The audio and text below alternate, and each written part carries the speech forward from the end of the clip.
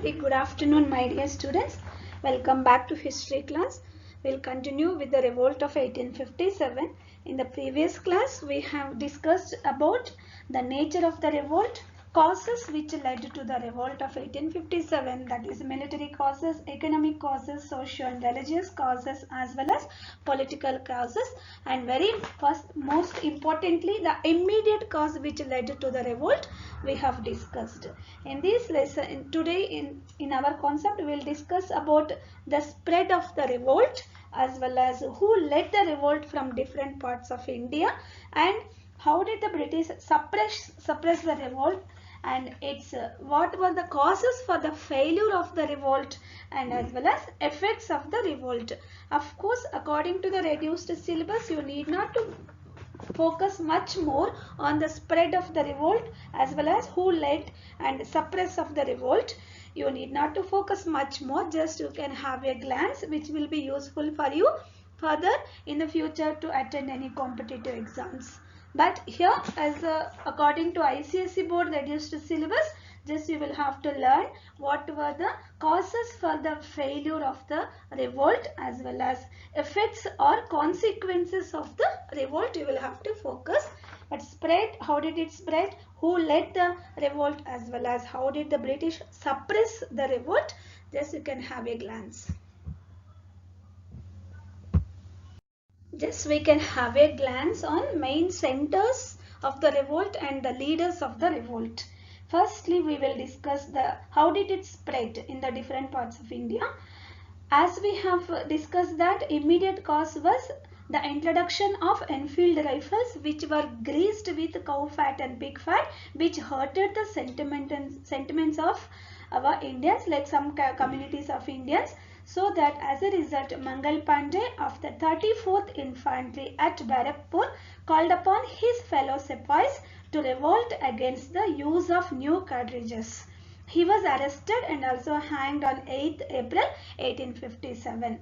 Then in May 1857, 85 soldiers in Meerut refused to use the new rifles and were sentenced to 10 years imprisonment. In the same way, some other 85 soldiers, our Indian soldiers, followed Mangal Pandey, but they also were sentenced for 10 years of imprisonment.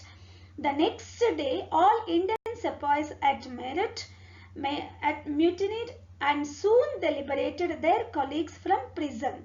The soldiers set British residences on fire and massacred British men, women and children. Some of the mutinies then proceeded towards Delhi. In this way, it spread to the different parts of India.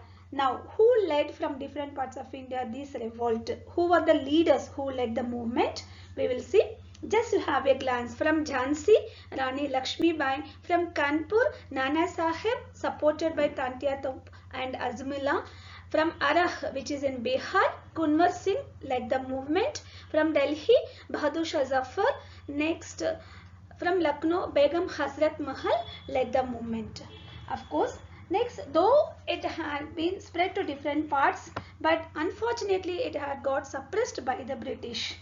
The rebels looted the government treasury, set ablaze British military barracks and released prisoners from jails. The Governor General, Lord Canning, had to mobilize all his forces and utilize the services of his best commanders such as John Lawrence, Campbell, Curran, Neil, Rose and Havelock.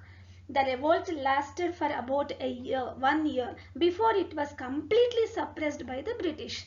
The British used utmost brutality and ruthlessness to suppress it. They burnt down villages and resorted public in hangings or blowing people by tying them to the mouth of cannons.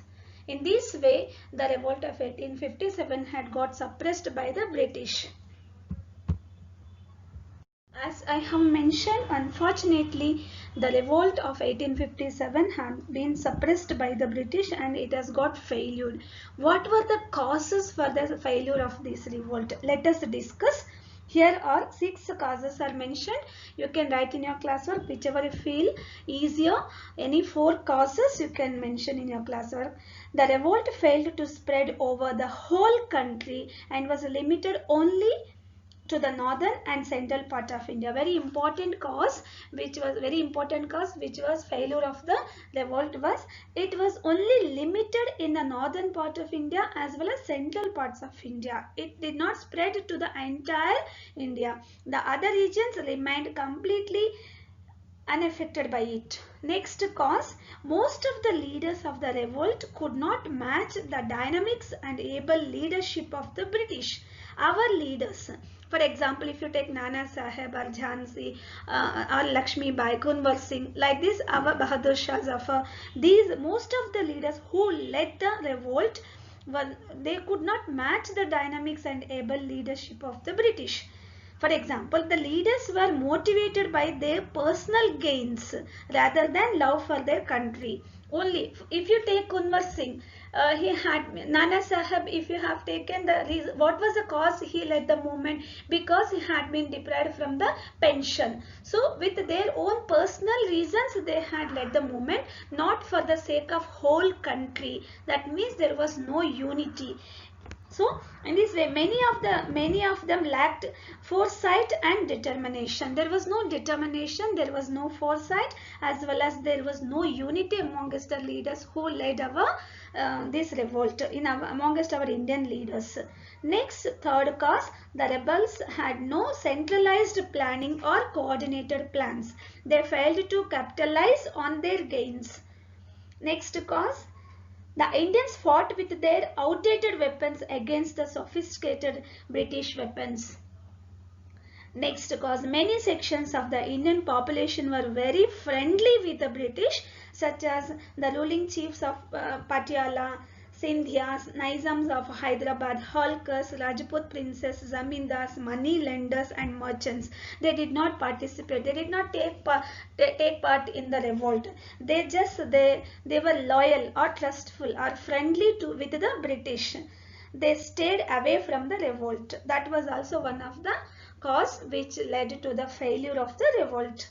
Next, the newly educated Indians remained unsympathetic to the revolt. Many of them showed compassion and goodwill towards the British and felt that they were required for India's progress with the help of the British only. In this way, by thinking in this way, newly educated Indians did not participate in the revolt, and many of the people, some of the sections like Zamindars, princes, money lenders and merchants kept far away from the revolt. There was no unity amongst our leaders. Next, the rebels had no centralized planning. Indians fought with our outdated weapons comparatively with the British weapons. Next, the revolt failed to spread over entire part of India. Only it was limited in the northern and central parts of India. These were the main causes for the failure of the revolt.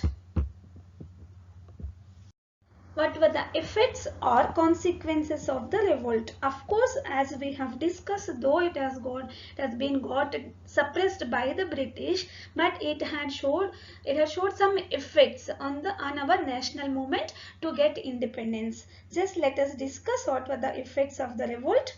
The revolt marked an end to the rule of the East India Company, and the administration was taken over by Queen Victoria in 1858. By blaming that because of the drawbacks of East India Company. Actually, this East India Company had arrived for the trading purpose, but slowly it started administration also. As we have discussed, amongst the East India Company's officials only, there were corruption started. They started to gain profits for the personal profits and all. Finally, they made bankruptcy and they went to Britain by asking loans for the development in India. By seeing all these reasons, the Britain felt that they removed, put an end to the East India Company, and now hereafter, then after they started to take over the administration by the Queen of the Britain, that time Victoria. In 1858, Queen Victoria had taken all the administration. Next change was made, next effect was the Board of Control and Directors were replaced by Secretary of State. Here Board of Control and Directors are meant for the business purposes, business and commerce, for trading purposes. But these people, they found that board of control and directors also were not working properly. So they replaced by the secretary of the state. But of course, this secretary of the state also was the member of Britain Parliament. He had been appointed from the Britain Parliament as the secretary of state in our India. That was the change they made. Next, the Governor General was given the title of Viceroy and he was made subordinate to the Secretary of the State. That means his position, his powers had been reduced. The Governor General title has been changed as Viceroy, and then his powers also had been reduced as the subordinate to the Secretary of the State. The Secretary of the State had been appointed from the Britain Parliament to look after our administration. Next, fourth effect, the army was reorganized. The army which they had organized in our India, especially the one of the cause for the revolt, 1857 revolt, was from many major important places like Delhi, Bihar, then Bengal. In important places our Indian army were more, so that it was easy to revolt against the British for our Indian sepoys. So these also they found, Britishers noticed that, and they reorganized the army by increasing the British army in important places. Next, the Queen of Britain, that is Queen Victoria, issued a proclamation in 1858 assuring the Indian princess that no further annexations would be made. Then only one positive impact according to me, I can tell that hereafter Queen Victoria proclaimed that then after they won't interfere in our any matters, as well as they won't annex any of our kingdoms. They won't take part any wars, whatever. Almost they had occupied many places. What else is there to annex and capture anything? Of course.